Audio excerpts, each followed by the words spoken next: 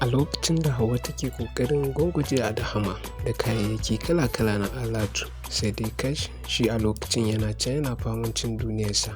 Hauwan ta ƙara da cewa kamar haka.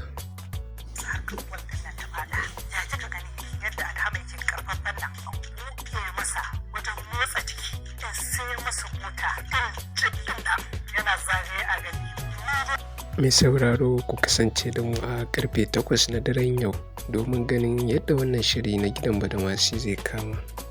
Duk a cikin shirin gidan Badamasi na daren yau, ana wata ga wata inda SA da Tani suka zo gidan Alhaji domin magana shirye-shiryen aurensa.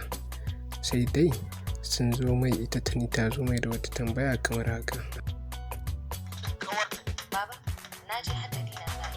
Warai kuwa. Kuma ba zuwa za ka yi ba. Me za a zan je wurin kuma amarya ta rawa a gabana, ina rawa ina girgizawa. Jin hakan ke da wuya, SA mijinta ne ya carab ya ce ko shi yana goyon bayan hakan, inda yake ƙari da cewa.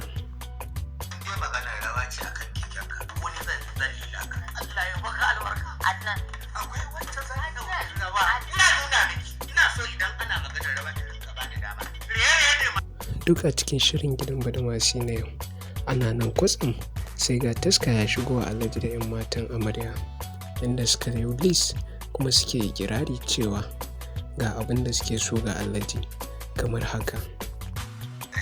Ga lissafin abubuwan da muke so kamar haka, muna son kuɗi da za mu kama event center, sannan kuma muna buƙatar kuɗi da za mu yi Arabian night da kuma flying gidi. Ne wannan kuma zuwa ina wata bidiya ce ta nan karu.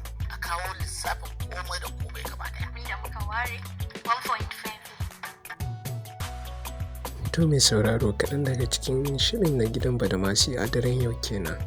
Idan wannan shine zuwan ka farko wannan tasha ta mai albarka, ka daure ka danna mana subscribe da alamar ƙararrawa domin samun sababbin shirye-shiryenmu idan mun dora.